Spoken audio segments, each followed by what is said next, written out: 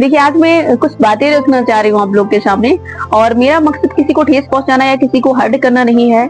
मैं मोस्टली वही बात कर रही हूँ जनरली जो हो रहा है आजकल लोगों के बीच में, लोगों के घरों में। मैं बस वही बातें कर रही हूँ कि अगर एक घर में सास और बहू है ना, तो अगर घर में कुछ अनबन होती है, कुछ कहा सुनी होती है, तो कुछ सास क्या करते हैं कि बहू के मायके वालों को दोषी ठहराती हैं, मम्मी पापा को उनके गाली देती हैं। तो पहली बात तो ये कि सासू माँ को उसके बहू के मायके पक्ष को गाली नहीं देना चाहिए, क्योंकि कोई भी बेटी अपनी मम्मी पापा के खिलाफ नहीं शब्द बर्दाश्त कर सकती है, गाली बिल्कुल बर्दाश्त नहीं कर सकती है। क्योंकि वही बहू, जब आप गाली देते हो तो जो बहू आज आपकी लक्ष्मी है ना, उसको लक्ष्मी से महारानी लक्ष्मीबाई बनने में टाइम बिल्कुल नहीं लगता, क्योंकि कहीं ना कहीं उसके माँ पापा को आप बोलते हो, गाली देते हो।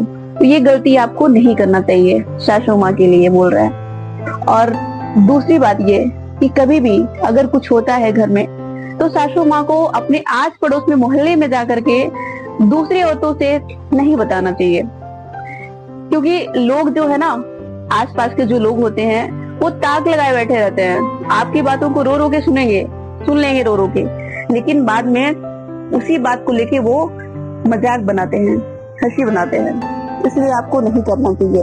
अगर आपकी बहू कोई गलती कर रही है, कुछ गलत हो रहा है उससे, तो आप डायरेक्टली उसको उसके मुंह पे कहिए, उनके सामने कहिए कि हाँ बताया बेटी, जो भी बोलते हो आपने ये गलती किया, तुमने ये गलती किया। ऐसा नहीं करना चाहिए। तो अगर बेशक सी बात है कि अगर बहू भी समझदार होगी तो एक दिन दो दिन भले बुरा मारेगी, लेकिन वो समझ जाएगी। लेकिन अगर आप ऐसा नहीं करते हो, बस आस पड़ोस में बताते हो ना, तो जब बहू को थर्ड वाले से पता चलती है कि मेरी मम्मी जी ने, मेरी सासू माँ ने थर्ड पर्सन से ऐसा कहा, तो फिर उसको भी कहीं ना कहीं बुरा लगता है, और फिर धीरे धीरे करके रिश्तों में दरार आने लगती है, गांठें पड़ने लगती हैं। और फिर जब गांठें पड़ जाती है ना, वैसे फिर से रिश्ता नहीं हो पाता है। और तीसरी बात ये कि एक सास को ये पता होना चाहिए कि हमारी बहू की क्या इच्छाएं हैं, क्या नीड है उसको, क्या जरूरत है उसको, और क्या वो पहनना चाहती है, कैसे वो रहना चाहती है, कैसे वो उड़ना चाहती है, क्या वो करना चाहती है।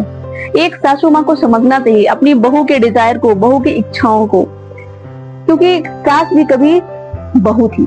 इसलिए तो मुझे लगता है कि अगर ये सारी चीजें अपने एक घर में अपनाए जाए ना, तो रिश्ते में कभी दरार नहीं आएगी, रिश्ते कभी टूटेंगे नहीं, और फैमिली काफी हैप्पीली रहेगी, खुश रहेगी। ये मेरा मानना है। आपको क्या लगता है?